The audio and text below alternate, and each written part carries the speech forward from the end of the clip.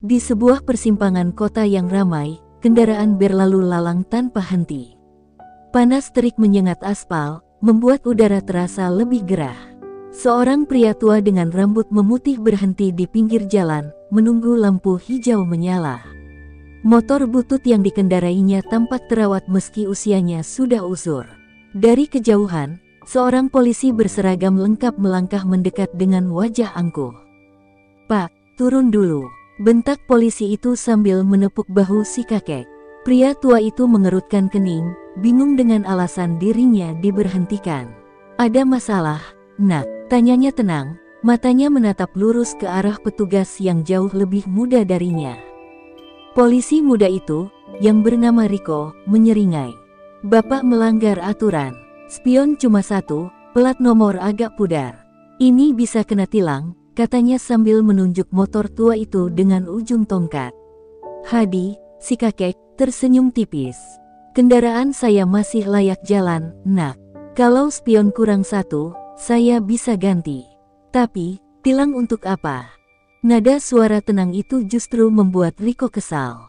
Ia terbiasa menghadapi pengendara yang ketakutan dan langsung menyelipkan uang ke dalam buku tilang. Namun, kali ini berbeda. Kakek itu tidak menunjukkan sedikit pun rasa cemas. Riko menghembuskan napas kasar. "Jangan banyak alasan, Pak. Kalau nggak mau ribet, langsung bayar di tempat saja." Mendengar itu, Hadi tertawa kecil. Jadi begini cara kerja polisi zaman sekarang. Bukan menegakkan aturan, tapi menakut-nakuti orang tua. Nada suaranya ringan, tapi tajam. Beberapa orang yang sedang menunggu di perempatan mulai memperhatikan. Beberapa dari mereka bahkan mengeluarkan ponsel untuk merekam kejadian tersebut. Riko mulai kehilangan kesabaran. Ia melirik ke kanan kiri, merasa terancam oleh tatapan orang-orang di sekitarnya. Tak ingin dipermalukan lebih jauh, ia tiba-tiba mengayunkan kakinya dan menendang dada si kakek. Hadi terhuyung ke belakang, nyaris jatuh dari motornya. Seorang ibu menjerit kaget, sementara beberapa pengendara lain mengumpat pelan. Alih-alih mengerang kesakitan, Hadi tetap berdiri tegak. Tangannya menggenggam setang motor dengan kokoh, menahan tubuhnya agar tetap seimbang. Matanya yang tadinya ramah berubah tajam, penuh sorotan tajam yang sulit dijelaskan. Riko merasa ada yang aneh, bukannya terkapar atau mengaduh, pria tua itu justru tersenyum kecil. "Kau berani menendang orang tua tanpa alasan?" Hadi bertanya pelan, tapi nadanya berbahaya. Riko tiba-tiba merasa telapak kakinya kesemutan, seolah ada tekanan tak kasat mata yang menekan tubuhnya. Beberapa orang yang merekam mulai bersorak, menyadari bahwa ada sesuatu yang tidak biasa dari kakek itu. Ketika sirene polisi lain terdengar mendekat, Riko melangkah mundur.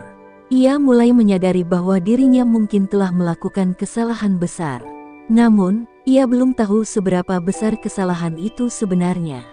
Riko tidak menyadari bahwa insiden itu telah direkam dari berbagai sudut.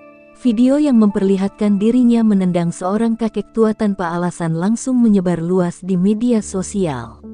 Dalam hitungan jam, wajahnya memenuhi layar ponsel orang-orang, disertai kecaman yang tak terbendung. Nama dan pangkatnya dicari, kesalahannya diungkap, bahkan rekam jejak kelamnya sebagai polisi korup mulai bermunculan. Di kantor polisi, Riko duduk dengan wajah tegang di ruangannya. Tangannya menggenggam ponsel, matanya terpaku pada layar yang menampilkan berita tentang dirinya. "Polisi muda aniaya kakek di jalan raya," begitu judul utama yang terpampang di berbagai media. Ribuan komentar menghujani akun kepolisian daerah, menuntut agar dirinya segera dipecat. Tak lama, pintu ruangannya terbuka kasar. Kompol Edwin, atasannya yang dikenal dingin dan ambisius, melangkah masuk dengan wajah berang. "Apa yang kau lakukan, Riko? Kau cari mati," bentaknya sambil melemparkan berkas ke meja. Isinya adalah laporan keluhan yang baru saja masuk dari berbagai pihak. Riko meneguk ludah. Saya nggak tahu kalau bakal serunyam ini, Pak. Itu cuma kakek tua yang keras kepala. Saya nggak ngangka dia jadi viral," ujarnya dengan suara bergetar. Edwin menghela napas panjang, menekan pelipisnya. Kau pikir dia kakek biasa? Kau bahkan tidak tahu siapa yang kau hadapi. Suaranya merendah, bukan lagi marah, tapi penuh kewaspadaan. Rico mengerutkan kening. Maksud Bapak? Edwin menatapnya tajam. Hadi bukan sembarang orang. Dia mantan jenderal, veteran perang, dan dia jawara karate. Suasana ruangan mendadak mencekam. Kata-kata itu seolah menamparkan Rico, membuat tubuhnya menegang. Sebelum ia sempat merespons, suara gaduh terdengar dari luar. Seorang anggota polisi berlari masuk dengan wajah pucat. "Pak, kakek itu datang. Dia ada di depan, minta bertemu Rico." Darah Rico seakan membeku. Kakek tua yang ia kira hanya korban biasa kini berdiri di depan kantor polisi, menuntut keadilan atas perlakuan yang ia terima. Keadaan semakin rumit, dan Rico tahu, ia baru saja mengundang badai yang lebih besar dari yang pernah ia bayangkan. Suasana di kantor polisi berubah tegang. Beberapa anggota kepolisian berdiri di dekat jendela, mengintip ke arah pria tua yang berdiri tegap di depan gerbang. Meski sudah berusia lanjut, sorot matanya tajam, dan caranya berdiri memancarkan wibawa yang membuat siapapun segan. Hadi tidak berteriak, tidak mengamuk, hanya berdiri dengan tenang, seolah menunggu sesuatu. Di dalam ruangan, Rico semakin gelisah. Tangannya berkeringat, sementara pikirannya berputar-putar mencari alasan untuk menghindari pertemuan ini. "Pak, kita nggak perlu menemuinya, kan? Kita bisa biarkan saja sampai dia bosan dan pergi," ucapnya, suaranya bergetar. Kompol Edwin mendengus, menatap Rico dengan tajam. "Kau pikir dia akan pergi begitu saja? Kau tidak tahu siapa yang sedang kau hadapi, Rico. Dia bukan hanya mantan jenderal, dia salah satu tokoh penting di militer. Dulu, namanya sering muncul di berita, tapi dia memilih menghilang dari sorotan publik. Kau baru saja menamparkan wajah orang yang salah." Perkataan Edwin membuat lutut Rico melemas. Jantungnya berdegup kencang, membayangkan kemungkinan buruk yang akan terjadi. Ia tahu betul bahwa orang-orang dengan latar belakang militer memiliki jaringan yang luas. Jika kakek itu mau, ia bisa menghancurkan kariernya hanya dalam hitungan hari. Sementara itu, seorang petugas yang berdiri di dekat pintu ragu-ragu melangkah masuk. "Pak, kakek itu tidak ingin masuk," katanya. "Kalau Rico punya nyali, suruh dia keluar dan bicara langsung," lapornya dengan suara pelan. Kompol Edwin menghela napas panjang. "Hadapi dia, Rico. Jika kau lari sekarang, masalah ini akan semakin besar." Dengan langkah berat, Rico keluar dari ruangan. Di luar, puluhan pasang mata tertuju padanya. Beberapa wartawan yang sudah berkumpul di dekat kantor polisi mulai mengangkat kamera, bersiap merekam pertemuan itu. Hadi masih berdiri di tempatnya, ekspresinya tetap tenang namun berwibawa. Rico menghentikan langkahnya beberapa meter di depan kakek itu. "Apa yang kau mau?" tanyanya dengan suara lirih, berbeda jauh dari arogansi yang ia tunjukkan di jalan beberapa waktu lalu. Hadi menatapnya dalam-dalam sebelum akhirnya berkata, "Aku hanya ingin satu hal, Nak. Keadilan." Kata-kata itu terdengar sederhana, tetapi mengandung ancaman tersirat. Rico menelan ludah, menyadari bahwa permasalahan ini baru saja memasuki babak yang lebih serius. Rico berdiri kaku di hadapan Hadi. Kerumunan semakin ramai, dan suara kamera yang menangkap momen itu terdengar di segala penjuru. Wajah Rico memucat, bukan hanya karena malu, tapi juga karena ketakutan yang semakin nyata. "Apa yang kau maksud dengan keadilan?" Rico berusaha terdengar tenang, tetapi nada suaranya bergetar. Hadi menyeringai tipis, bukan senyum ramah, melainkan ekspresi seseorang yang tahu dirinya berada di atas angin. "Aku ingin memastikan bahwa kau dan atasanmu membayar atas apa yang telah kalian lakukan. Tidak hanya padaku, tapi juga pada orang-orang lain yang selama ini kalian peras." Mata Rico membelalak. "Apa maksudmu?" Hadi melirik ke arah kerumunan. Dari sana, beberapa orang yang selama ini menjadi korban pungli polisi setempat mulai maju. Seorang pria paruh baya dengan wajah penuh kemarahan menunjuk Rico. Dia sering meminta uang di jalan. Kalau tidak diberi, kami diancam ditilang. Seorang wanita muda yang mengenakan jaket ojek online ikut bicara. Saya pernah dipaksa menyerahkan uang hanya karena alasan plat nomor saya kotor. Saya tahu ini salah, tapi saya tidak bisa melawan. Sekarang saya berani bicara, karena ada orang yang melawan ketidakadilan ini. Keributan semakin menjadi-jadi. Rico melangkah mundur, keringat dingin mengalir di pelipisnya. Ia melirik ke arah Kompol Edwin yang berdiri di ambang pintu kantor, wajahnya gelap. Atasannya itu tidak tinggal diam. Dengan tenang, Edwin berjalan ke tengah-tengah kerumunan dan mengangkat tangan, meminta mereka diam. Bapak-bapak dan ibu-ibu sekalian, suaranya berat, berwibawa, tetapi syarat dengan niat tersembunyi. Saya mengerti ada kesalahpahaman di sini. Kami akan menyelidiki masalah ini dengan adil. Tapi mohon diingat, kami juga punya aturan. Jangan mudah terpancing emosi. Hadi menyipitkan mata, membaca maksud di balik kata-kata itu. Edwin sedang berusaha mengulur waktu, mencari celah untuk membalikkan keadaan. Namun, ia tidak gentar. Aku tidak butuh penyelidikan pura-pura, suara Hadi menggelegar. Aku ingin tindakan nyata. Polisi seperti kalian telah merusak nama baik institusi.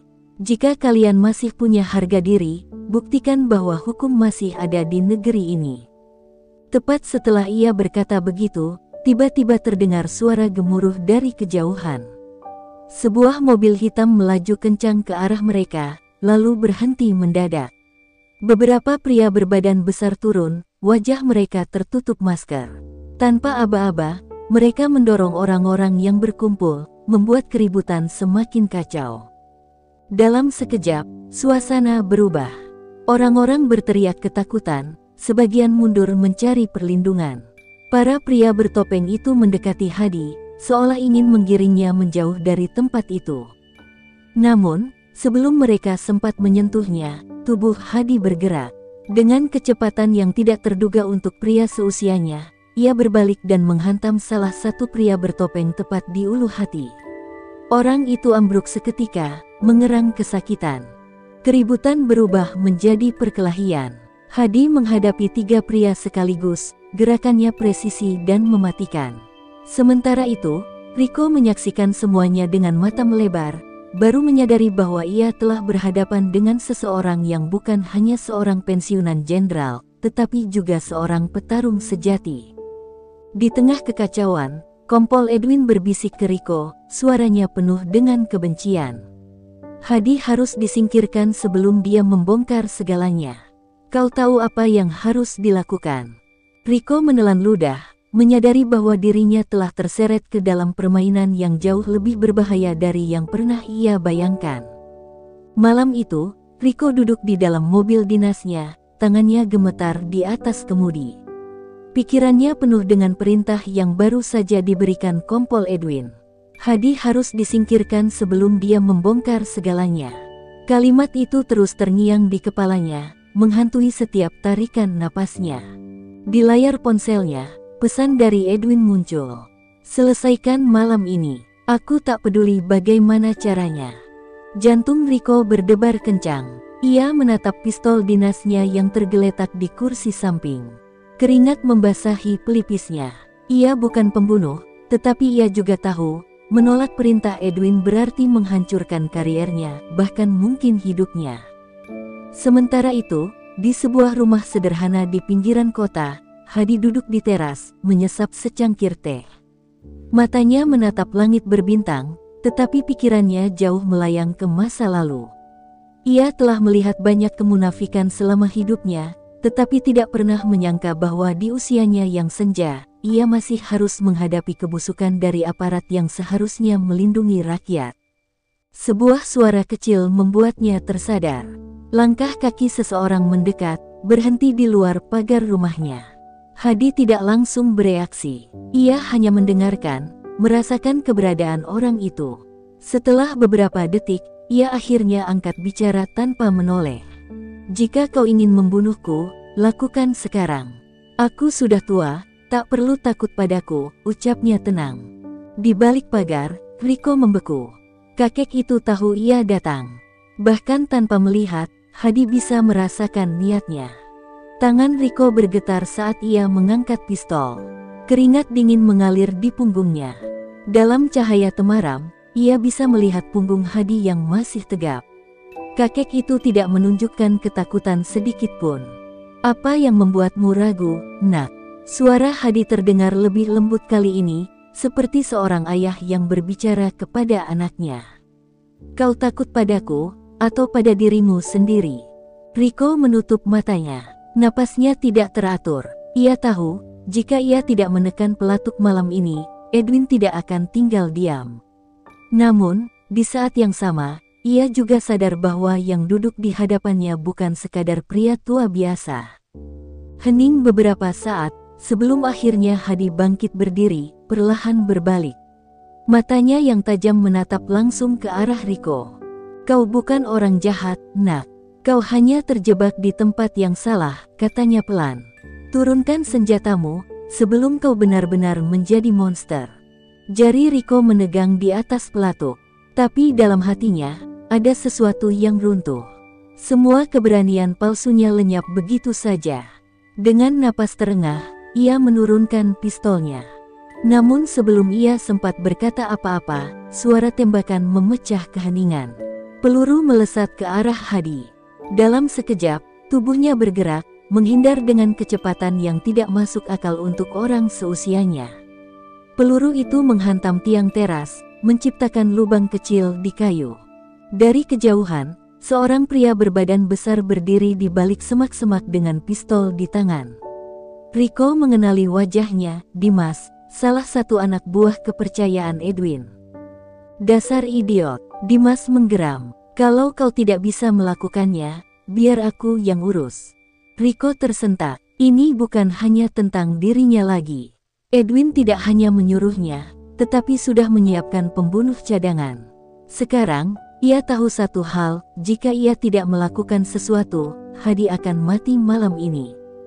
Dalam sepersekian detik, ia harus membuat keputusan yang akan menentukan seluruh hidupnya. Udara malam terasa semakin dingin. Dimas, dengan wajah penuh kebencian, mengangkat pistolnya lagi, siap menembak tanpa ragu. Namun sebelum ia menarik pelatuk, Riko bergerak. Dor, tembakan pertama dilepaskan. Bukan ke arah Hadi, melainkan ke tangan Dimas. Senjata pria itu terpental, jatuh di rerumputan. Dimas mengerang kesakitan, menatap Riko dengan sorot mata penuh keterkejutan dan amarah.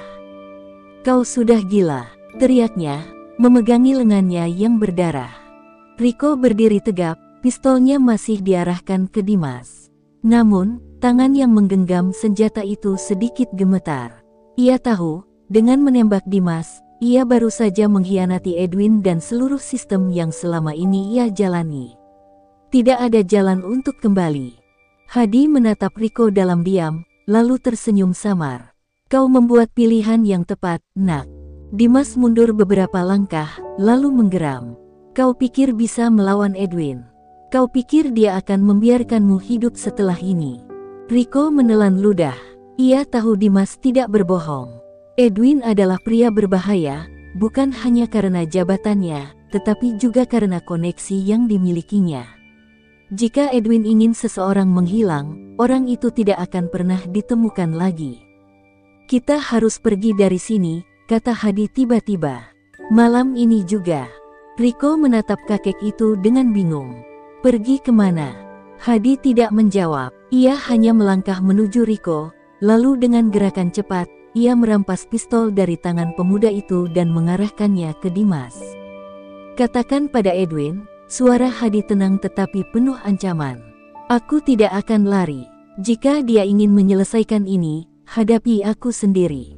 Dimas menatap mereka dengan napas tersengal, lalu menyeringai meskipun wajahnya menahan sakit. "Baiklah," katanya, "tapi jangan menyesal." Tanpa menunggu lebih lama, Dimas berbalik dan berlari terlatih meninggalkan mereka. Riko menghela napas panjang, merasakan dadanya begitu sesak. Ia baru saja berkhianat pada institusi yang selama ini ia bela. Kini, ia bukan lagi polisi. Ia adalah buronan. Kau baru saja menghancurkan hidupku, desisnya pelan. Hadi tertawa kecil.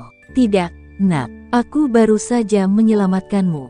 Riko menatap kakek itu dengan tatapan bingung, tetapi sebelum ia bisa bertanya lebih lanjut, Hadi menepuk bahunya dan berkata dengan suara penuh keyakinan, "Mari kita akhiri ini.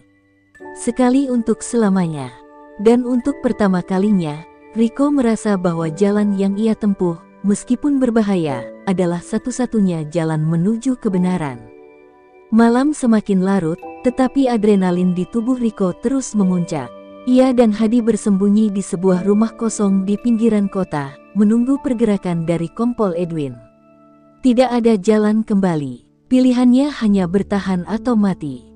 Hadi duduk dengan tenang di kursi reyot, menajamkan pisau lipatnya.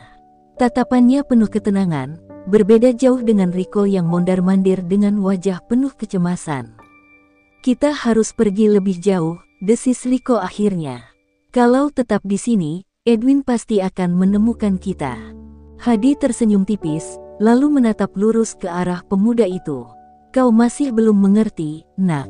Aku tidak berniat lari. Aku ingin menyelesaikan ini. Jika Edwin datang, itu lebih baik." Riko mengerutkan dahi. "Tapi itu gila. Dia punya orang-orangnya, koneksi, kekuatan. Kita hanya berdua. Dan kau lupa," Hadi menatapnya tajam, "aku bukan orang biasa." Riko terdiam. Ia telah melihat sendiri bagaimana pria tua itu mengalahkan beberapa pria bersenjata dengan tangan kosong. Ia bukan sekadar pensiunan jenderal, ia adalah seorang petarung yang telah ditempa oleh puluhan tahun pertempuran. Tiba-tiba, suara kendaraan mendekat. Dari jendela yang terbuka sedikit, Riko melihat 3 mobil hitam berhenti di depan rumah. Puluhan pria bertubuh kekar turun, senjata di tangan. Jantung Riko berdegup kencang. Mereka datang lebih cepat dari dugaan kita. Hadi berdiri, merenggangkan ototnya seolah bersiap untuk latihan ringan. "Bagus. Aku sudah terlalu lama menunggu." Pintu depan digedor keras. Suara berat terdengar dari luar. "Keluar sekarang, atau kami akan meratakan tempat ini." Riko menelan ludah. Ia menatap Hadi, menunggu arahan. Namun, kakek itu justru berjalan santai menuju pintu, lalu membukanya dengan perlahan. Di luar, Kompol Edwin berdiri dengan jas hitamnya yang rapi, ekspresi wajahnya penuh percaya diri. Di belakangnya, belasan pria bersenjata menatap Hadi dan Riko dengan tatapan membunuh. "Kau benar-benar merepotkan, Jenderal," Edwin berkata dengan nada sinis. "Aku bisa saja membiarkanmu hidup dengan tenang, tapi kau memilih menantangku." Hadi tersenyum kecil. "Karena aku tidak tahan melihat tikus-tikus seperti kalian merusak negeri ini." Ekspresi Edwin mengeras. "Kau pikir masih ada tempat untuk orang sepertimu di dunia ini?" Hadi menatap pria itu dengan dingin. "Kalau begitu, kita lihat saja siapa yang akan bertahan lebih lama." Tanpa aba-aba, salah satu anak buah Edwin mengangkat senjata dan menarik pelatuk. Dor. Namun sebelum peluru mengenai sasarannya, tubuh Hadi bergerak dengan kecepatan luar biasa. Ia merunduk, lalu dalam satu gerakan kilat, ia menendang perut pria itu hingga terlempar ke belakang. Saat itu juga, pertempuran pecah. Riko, yang sudah menggenggam pistolnya sejak tadi, melepaskan beberapa tembakan ke arah para penyerang. Ia tidak lagi ragu. Kini, ia bertarung bukan hanya untuk bertahan hidup, tetapi juga untuk menebus semua kesalahan yang telah ia buat selama ini. Hadi, sementara itu, bergerak seperti bayangan. Tangan dan kakinya menghantam lawan dengan presisi. Satu demi satu anak buah Edwin tumbang tanpa bisa melawan. Edwin mundur beberapa langkah, menyadari bahwa ini bukan pertarungan yang mudah. Dengan wajah geram, ia mengeluarkan ponselnya dan menekan sebuah nomor. "Lakukan sekarang," bisiknya dengan nada penuh kemarahan. Di kejauhan, suara sirene polisi mulai terdengar. Riko tersentak. Dia memanggil pasukan. Hadi tidak terkejut. Ia justru tersenyum tipis. "Biarkan mereka datang. Ini akan jadi akhir dari segalanya." Malam itu, perang antara keadilan dan kejahatan mencapai puncaknya. dan tidak ada jalan untuk mundur. Suara sirene semakin mendekat, menggema di udara malam yang mencekam. Lampu merah dan biru berkedip-kedip, menembus gelapnya jalanan. Puluhan polisi bersenjata lengkap turun dari kendaraan lapis baja, mengepung rumah Reyot yang kini menjadi medan pertempuran. Kompol Edwin menyeringai di tengah kekacauan.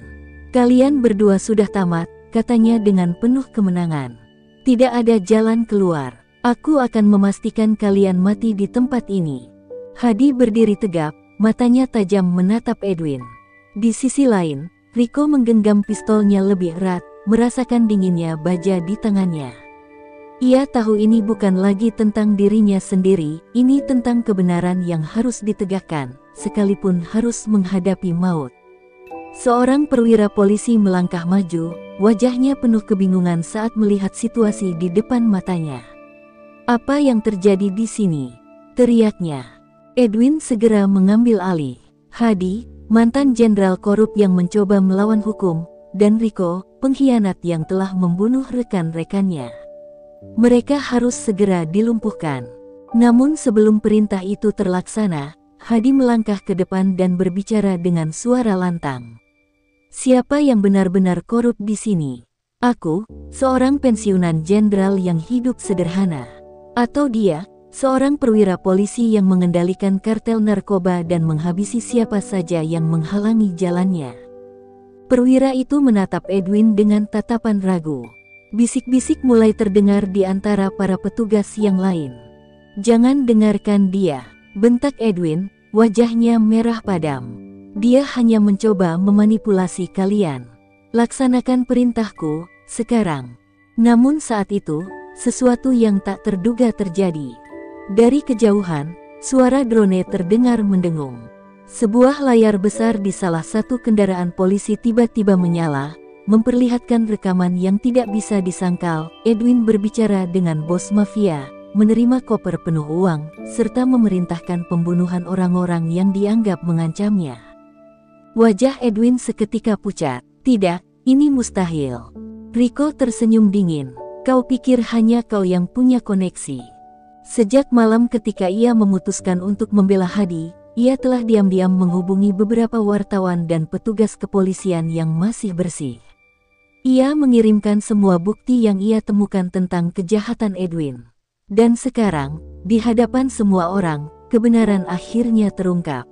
Perwira polisi yang tadi ragu kini mengangkat tangannya dan memberi perintah. "Tangkap Kompol Edwin, sekarang." Namun Edwin tidak menyerah begitu saja.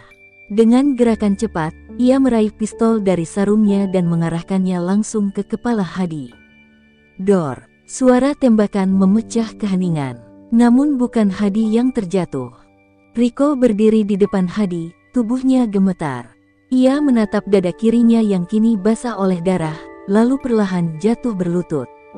"Hah, dasar bocah bodoh," Edwin menggeram, bersiap menembak lagi. Tapi sebelum ia bisa menarik pelatuk, Hadi bergerak seperti kilat. Dalam satu hentakan, ia meraih lengan Edwin, memutarnya hingga terdengar suara tulang patah, lalu menendang pria itu hingga terhempas ke tanah. Edwin mengerang kesakitan, pistolnya terlepas. Dalam hitungan detik, para petugas polisi lainnya langsung memborgolnya. Namun Hadi tidak memedulikan itu. Ia langsung berlutut di samping Rico, matanya dipenuhi kekhawatiran. "Bertahanlah, nak," suaranya terdengar lebih lembut dari sebelumnya. "Kau sudah melakukan yang terbaik." Rico tersenyum samar meski rasa sakit semakin menyesakkan dadanya.